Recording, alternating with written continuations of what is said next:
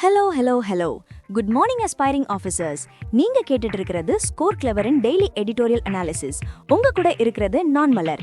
இன்னைக்கு செப்டம்பர் 29, 2025. இன்னைக்கு த Hindu எடிட்டோரியல்ஸை line by line இங்கிலீஷ்ல படிச்சு நம்ம டேங்க் லிஸ்ட்ல அதோட அர்த்தத்தை சிம்பிளா புரிஞ்சுக்க போறோம். ரெடியா? One more thing. இந்த எடிட்டோரியல்ஸ்ல இருக்கிற எல்லா இம்பார்ட்டன்ட் vocabularies-உம் ஒரு பிரீமியம் PDF-ஆ நம்ம ஸ்கோர் கிளவர் டெலிகிராம் சேனல்ல ஃப்ரீயா இருக்கு. So don't forget to check it out. Channel link கீழ descriptionல இருக்கு, join பண்ணிக்கோங்க. Okay, let's dive into the first editorial. Title: Weaponizing Healthcare.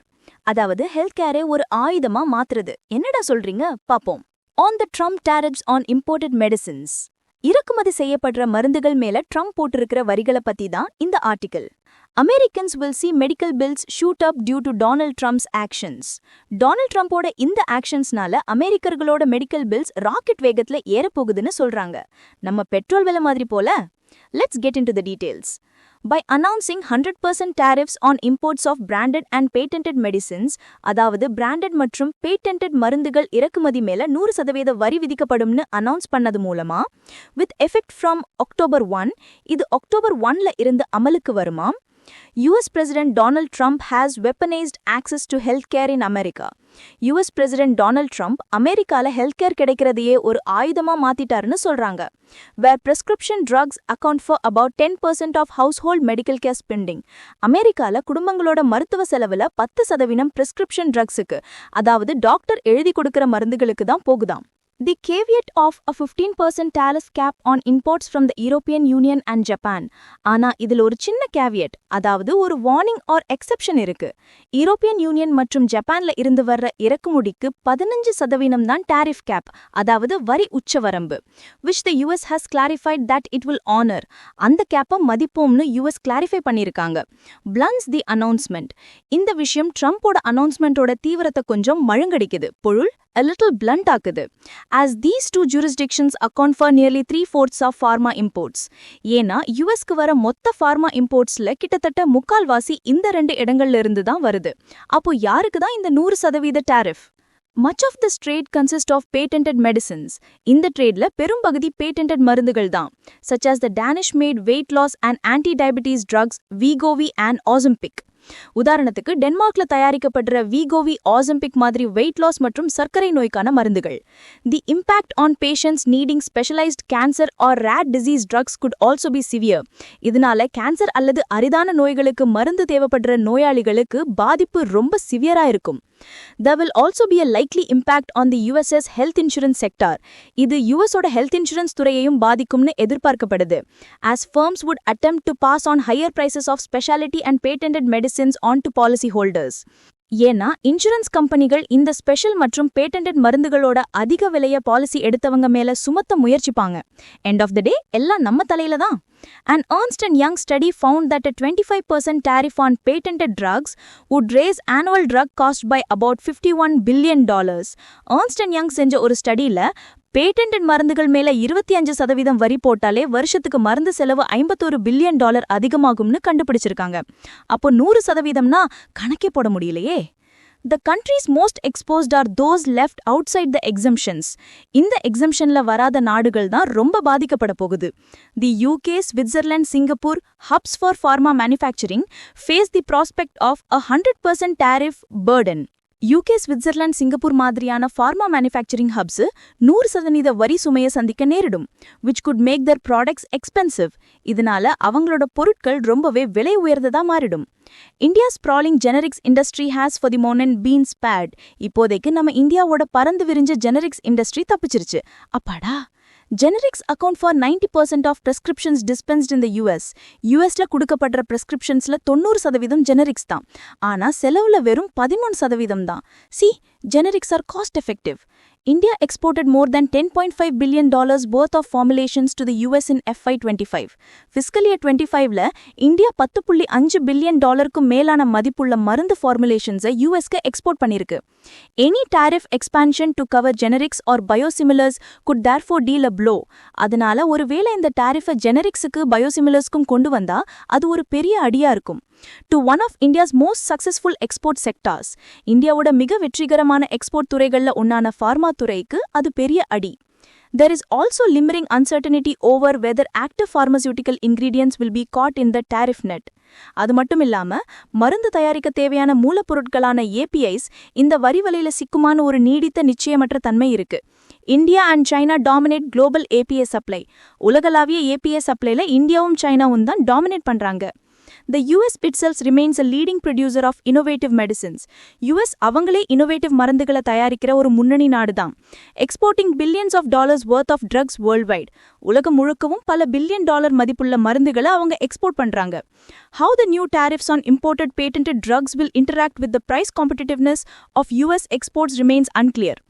இறக்குமதி செய்யப்பட்ட பேட்டன்டட் மருந்துகள் மேல போடுற இந்த புது வரி US ஏற்றுமதி பண்ற மருந்துகளோட விலை போட்டில எப்படி தாக்கம் செலுத்தும்னு இன்னும் கிளியரா தெரியல. Mr. Trump's move came despite objections from the influential body Pharma ஒரு செல்வாக்கு மிக அமைப்பு எதிர்ப்பு தெரிவிச்சும் மிஸ்டர் ட்ரம்ப் இந்த முடிவை எடுத்திருக்காரு.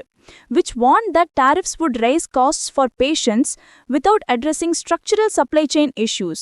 அவங்க என்ன வார்ன் பண்ணாங்கன்னா இந்த வரி நோயாளிகளுக்கு செலவு அதிகப்படுத்தும், ஆனா சப்ளை செயின்ல இருக்கிற அடிப்படை பிரச்சனைகளை இது சரி செய்யாதுன்னு சொன்னாங்க. For Americans, this decision will almost certainly push up retail drug cost for advanced therapies. அமெரிக்கர்களுக்கு இந்த முடிவு அட்வான்ஸ் சிகிச்சைகளுக்கான மருந்துகளோட சில்லறை விலையை நிச்சயமா ஏத்திவிடும். For the world, the move is a reminder that global supply chains forged in the post-Second World War order. உலகத்துக்கு இந்த நடவடிக்கை ஒரு reminder. அதாவது இரண்டாம் உலகப் போருக்கு பிறகு உருவாக்கப்பட்ட உலகளாவிய சப்ளை செயின் இப்போ புதிய அரசியல் யதார்த்தங்களால மாற்றி வடிவமைக்கப்படுது. Nations heavily dependent on US demand must accelerate alternative trade alliances and diversify export markets. US தேவையை அதிகமா சார்ந்திருக்கிற நாடுகள் மாற்று வர்த்தக கூட்டணிகளை வேகப்படுத்தணும் மற்றும் தங்களோட ஏற்றுமதி சந்தைகளை டைவர்சிஃபை பண்ணணும், அதாவது பலதரப்பட்டதா மாத்தணும். This is now a necessity for India's pharma sector as well. இது இப்போ இந்தியாவோட ஃபார்மா துறைக்கும் ஒரு கட்டாய தேவையா மாறிடுச்சு. So basically we need a plan B, C, D.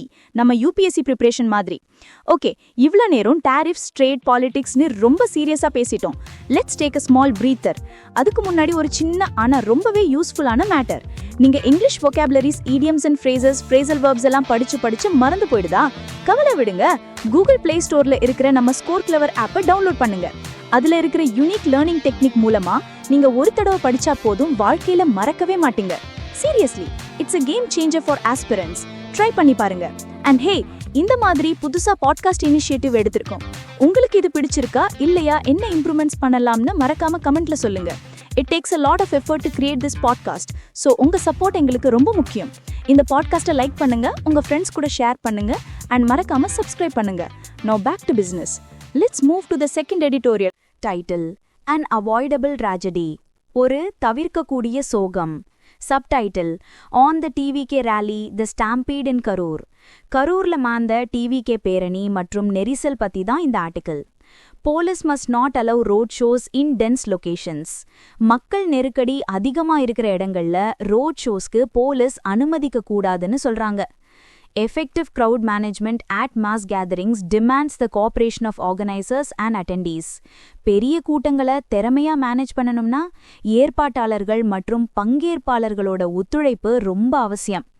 However, when popular film stars attempt to convert their frenzied fan base into political capital, ஆனா popular film stars அவங்களோட வெறித்தனமான ரசிகர் கூட்டத்தை அரசியல் மூலதனமா மாத்த முயற்சிக்கும்போது crowd management and safety are often compromised. கூட்டத்தை கட்டுப்படுத்துறதும் பாதுகாப்பும் பல நேரங்கள்ல காம்ப்ரமைஸ் செய்யப்படுது. This was tragically demonstrated in Tamil Nadu's worst political rally disaster. இது தமிழ்நாட்டோட மிக மோசமான அரசியல் பேரணி பேரழிவுல சோகமா நிரூபிக்கப்பட்டிருக்கு. That left 40 people including children dead. அதுல குழந்தைகள் உட்பட 40 பேர் இறந்து போனாங்க. At Velusamipuram in Karur during actor politician C. Joseph Mijay's campaign on Saturday night September 2025. இது கரூர்ல வேலுசாமிபுரத்துல நடிகர் அரசியல்வாதி C. Joseph விஜயோட பிரச்சாரத்தின் போது சனிக்கிழமை இரவு நடந்திருக்கு. This is truly heartbreaking. Since September 13, 2025, when the Kollywood megastar launched his weekend-only roadshows, promoting his fledgling Tamizhaga Vetri Kazhagam as an alternative to the ruling Dravida Munnetru Kazhagam DMK, restrictions have been breached and common sense sidelined. September 13, 2025 இந்த Kollywood megastar அவரோட weekend only road ஷோஸை ஆரம்பிச்சதிலிருந்து அவரோட புதிய கட்சியான தமிழக வெற்றி கழகத்தை திமுகவுக்கு ஒரு மாற்றா ப்ரமோட் பண்ணிட்டு வராரு. கட்டுப்பாடுகள் மீறப்பட்டிருக்கு, பொது அறிவு ஓரங்கட்டப்பட்டிருக்கு. Mr. Vijay has resisted police restrictions, labeling them as a political move to stifle his growth. Mr. Vijay police கட்டுப்பாடுகளை எதிர்த்திருக்காரு, அது அவரோட வளர்ச்சியை தடுக்கிற ஒரு அரசியல் நடவடிக்கைன்னு சொல்லியிருக்காரு. The TVK even approached the Madras High Court. TVK கட்சி மദ്രാസ് ஹைகோர்ட் கூட அணுகியிருக்காங்க. which concerned over the damage to public properties caused by his supporters. அவரோட ஆதரவாளர்களால பொது சொத்துக்களுக்கு ஏற்பட்ட சேதம் பத்தி கவலைப்பட்ட உயர்நீதிமன்றம் wanted the government to collect deposits from political parties as collateral. அரசியல் கட்சிகளிடமிருந்து கொலாட்ரலா, அதாவது ஒரு விதமான ஈடா டெபாசிட் வாங்கணும்னு அரசாங்கத்திடம் சொல்லியிருக்கு. From the comfort of his campaign caravan, Mr. Vijay did little to prevent crowds along his route from joining in. அவரோட campaign கேரவானோட வசதியிலிருந்து மிஸ்டர் விஜய் வழியிலிருந்த கூட்டம் தன்னோட சேர்றத தடுக்க பெருசா எதுவும் செய்யல. Paralysing traffic and delaying his arrival at meeting venues by several hours. இதனால டிராஃபிக் ஸ்தம்பிச்சு அவர் மீட்டிங் நடக்கிற இடத்துக்கு போறதுக்கு பல மணி நேரம் தாமதமாயிருக்கு. Youths climbed electricity poles, transformers and rooftops and clung to trees. இளைஞர்கள் மின்கம்பங்கள், டிரான்ஸ்ஃபார்மர்ஸ், வீட்டுக்கூரைகள் மேல ஏறியிருக்காங்க, மரங்கள்ல தொங்கிட்டு இருந்திருக்காங்க. And families held up vulnerable children just to catch a glimpse of the actor. குடும்பங்கள் அந்த நடிகரை ஒரு நொடி பார்க்கறதுக்காக பாதிக்கப்படக்கூடிய குழந்தைகளை தூக்கி பிடிச்சிருந்தாங்க. Yet there was no effective corrective action either from the organizers or the police personnel. ஆனாலும் ஏற்பாட்டாளர்கள் கிட்ட இருந்தோ இல்ல போலீஸ் கிட்ட இருந்தோ எந்த ஒரு சரியான தடுப்பு நடவடிக்கையும் எடுக்கப்படல. At Karur, the crowd, which was modest at noon, the scheduled time, swelled by the time he reached at 7:20 p.m. as supporters gathered after work hours. கரூர்ல மதியம் 12 மணிக்கு, அதாவது ஸ்கெடியூல் டைம்ல கூட்டம் ஓரளவு தான் இருந்துச்சு. ஆனா அவர் இரவு 7:20 மணிக்கு வந்து சேரும்போது வேலை முடிஞ்சு ஆதரவாளர்கள் கூடுனதால கூட்டம் ரொம்ப அதிகமாயிருச்சு. When they surged forward to hear him speak, many fainted or were crushed due to compressive asphyxia. அவர் பேசுறது கேட்க கூட்டம் முன்னால முண்டியடிச்சப்போ பல பேர் மயங்கி விழுந்தாங்க, இல்லனா நசுக்கப்பட்டாங்க. Police say there was a significant mismatch between the turnout projected by the DVK, 10,000 people, and the actual turnout, over 27,000. TVK கட்சி கணிச்ச கூட்டம் 10,000 பேரு, ஆனா உண்மையில வந்த கூட்டம் 27,000க்கும் அதிகம்னு போலீஸ் சொல்றாங்க. There was a huge mismatch. The government responded swiftly to the tragedy. அரசாங்கம் இந்த சோகத்துக்கு வேகமா பதிலளித்தார். Arranging medical aid, overnight autopsies and the prompt handing over of the bodies to grieving families. Medical aid உதவி, ஒரே நைட்ல ஆட்டோப்சிஸ் மற்றும் இறந்தவங்க உடல்களை துக்கத்துல இருந்த குடும்பங்களுக்கிட்ட ஒப்படைக்கிறதுன்னு வேகமா செயல்பட்டாங்க. Chief Minister M.K. Stalin, who arrived in Karur past midnight, did the right thing by not politicizing the tragedy. நள்ளிரவுக்கு மேல கரூருக்கு வந்த முதலமைச்சர் M.K. Stalin இந்த சோகத்தை அரசியலாக்காம சரியானதை செஞ்சாரு. And instead entrusting the probe to a commission of inquiry. அதுக்கு பதிலா விசாரணைய ஒரு விசாரணை ஆணையத்திடம் ஒப்படைச்சிருக்காரு. The commission must look beyond the TVK's lapses. இந்த ஆணையம் TVKவோட தவறுகளை தாண்டி பார்க்கணும் and examine whether the police had acted independently. Police சுதந்திரமா செயல்பட்டாங்களா இல்லையான்னு ஆராயணும். Especially in denying the TVK its preferred venues to accommodate a larger gathering. குறிப்பா பெரிய கூட்டத்தை நடத்துறதுக்கு TVK கேட்ட இடங்களை மறுத்ததுல போலீஸ் எப்படி செயல்பட்டாங்கன்னு பார்க்கணும். Going forward, Mr. Vijay and the police must act to prevent such tragedies. இனிமேலு இந்த மாதிரி சோகங்கள் நடக்காம இருக்க மிஸ்டர் விஜயும் போலீஸும் செயல்பட்ட ஆகணும். The actor must make more frequent appearances to dispel the aura of mistake. அந்த நடிகர் தன்னை பத்தின ஒரு மர்மமான பிம்பத்தை கலைக்கிறதுக்கு அடிக்கடி மக்கள் முன்னாடி வரணும் and abandon the practice of using road shows as a show of strength. Road ஷோஸை தன் பலத்தை காட்டுற ஒரு நிகழ்ச்சியா பயன்படுத்துற பழக்கத்தை கைவிடணும். And the police must insist that all massive political meetings be held in open, spacious venues and not in dense locations.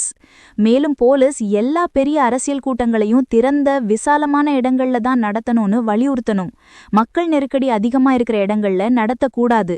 Absolutely, safety first always. So that's a wrap on today's editorials. ரெண்டுமே ரொம்ப serious and thought provoking ஆர்டிகல்ஸ்னு சொல்லலாம். But wait, don't go yet. உங்க ப்ரிப்பரேஷனுக்கு ஒரு super fun boost வேணுமா? நம்ம score clever Telegram சேனல்ல தினமும் ராத்திரி 7 மணிக்கு ஒரு குவிஸ் நடக்குது. அது பேரு editorial vocab league. It's the IPL for editorial vocabulary. ஆமாங்க, நீங்க கேட்டது சரிதான். அன்னைக்கு எடிட்டோரியல்ஸ்ல இருந்து எடுத்த vocabularies வச்சு ஒரு live quiz, monthly league, scores, ரிவார்ட்ஸ்னு ஒரே அமர்க்களமா இருக்கும். உங்க vocabulary பவரை டெஸ்ட் பண்ணி மற்ற ஆஸ்பிரன்ஸ் கூட கம்பீட் பண்ற ஒரு awesome platform. So don't miss out. கீழே டிஸ்கிரிப்ஷன்ல இருக்க லிங்கை கிளிக் பண்ணி நம்ம சேனல்ல ஜாயின் பண்ணுங்க and get ready for the vocabulary tonight. This is Malar from Score Clever signing off. Study well, stay focused and be awesome. Bye bye.